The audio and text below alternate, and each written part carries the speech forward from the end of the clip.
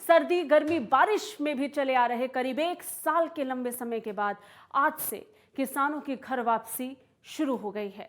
टिकरी border, Ghazipur border, Singhu border समेत सभी जगहों से अब किसानों ने घर वापसी का सिलसिला शुरू कर दिया। आपको बता दें, 9 दिसंबर को एसकेएम के नेताओं ने प्रेस कॉन्फ्रेंस के जरिए किसान आंदोलन की वापसी का ऐलान किया था।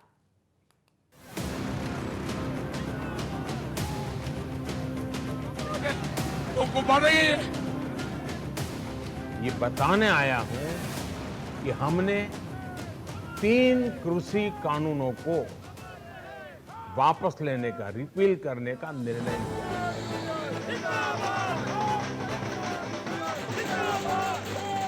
साल 2020 में 3 कृषि कानूनों के विरोध में शुरू हुआ किसान आंदोलन सरकार से आधिकारिक पत्र मिलने के बाद संयुक्त किसान मोर्चा सहमति से 378वें दिन खत्म हो गया है, जिसका फैसला संयुक्त किसान मोर्चा ने अहम बैठक के बाद लिया था, जिसके बाद आज से चरणबद्ध तरीके से किसान घरों की तरफ चल दिए हैं। आपको ये भी बताते चले कि 4 सितंबर 2020 को सरकार ने संसद में किसान कानूनों से संबंधित ऑर्डिनेंस पेश किया था।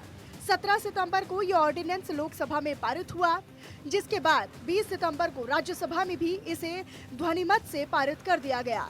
लेकिन इसके बाद से देश भर में किसान मुखर होने लगे और 24 सितंबर को पंजाब में 3 दिन के लिए रेल रोको आंदोलन का ऐलान हुआ। वहीं 25 सितंबर को ऑल इंडिया किसान संघर्ष कोऑर्डिनेशन कमेटी के बुलाने पर देश भर के किसान दिल्ली के लिए निकल पड़े और फिर 25 नवंबर 2020 को देश भर में नए कृषि कानूनों का विरोध शुरू हो गया, जहां पंजाब और हरियाणा में किसानों ने दिल्ली चलो मूवमेंट का नारा दिया और दिल्ली यूपी बॉर्डर समेत राजधानी के कई क्षेत्रों में किसानों की भारी संख्या ने आंदोलन शुरू किया। आंदोलन के काफी समय बाद 3 दिसंबर 2020 को सरकार और किसानों के बीच पहले दौर की बातचीत हुई। हालांकि इस बातचीत के दौरान किसी तरह का कोई परिणाम नहीं निकल सका। इसके बाद केंद्र सरकार और किसानों के कई दौर की बातचीत असफल रही और कृषि कानूनों के विरोध में किसानों ने भारत बंद का ऐलान भी किया। भारत बंद के दौरान कई राज्यों के किसानों ने भारत बंद को अपना समर्थन दिया।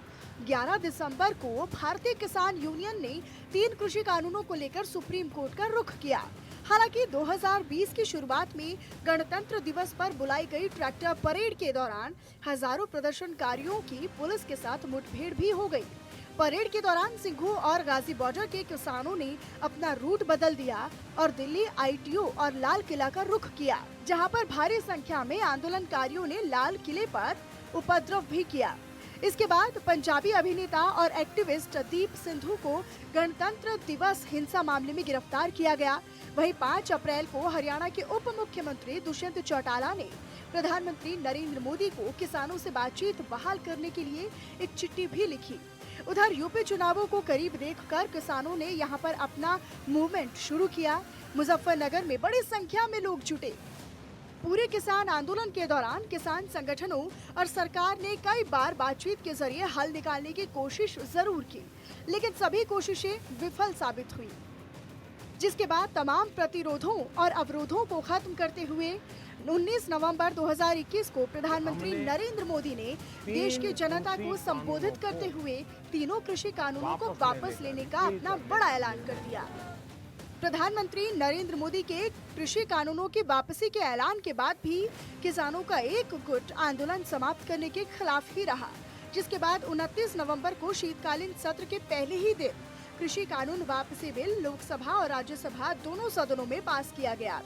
इसके साथ ही कृषि मंत्री नरेंद्र सिंह तोमर ने पराली जलाना आपराधिक श्रेणी से मुक्त होने का ऐलान किया और किसानों के लिए 5 सदस्यीय समिति भी बनाई गई और 8 दिसंबर को सरकार को संशोधित प्रस्ताव दिया गया। इस समझौते के मुताबिक सभी राज्य सरकारों द्वारा मृत किसानों को मुआवजा देने, एमएसपी पर कमेटी बनाने, जिसमें किसान संगठनों की समस्याओं पर विचार किया जाए। इसी के साथ ही किसानों पर दर्ज मुकदमे वापस लेने की भी मांग की गई। 9 दिसंबर को केंद्रीय कृषि मंत्रालय ने किसानों को संशोधित सहमति पत्र भी सौंपा, जिसके बाद संयुक्त किसान मोर्चे की बैठक में इसे स्वीकृति मिली और साथ ही किसान आंदोलन समाप्त करने की घोषणा भी कर दी गई। जिसके बाद आज से दिल्ली बॉर्डर पर जमे किसानों ने अपना डेरा उखाड़ना शुरू कर दिया है और सभी किसान अपने अपने घरों को वापस जा रहे हैं। हालांकि सड़कें बंद रहने की वजह से दिल्ली के चारों तरफ लाखों आमजन भी साल भर से ज्यादा परेशान रहे। अब किसानों का वापस घर जाना उनके लिए भी एक राहत भरी खबर है। Bureau report, network 10।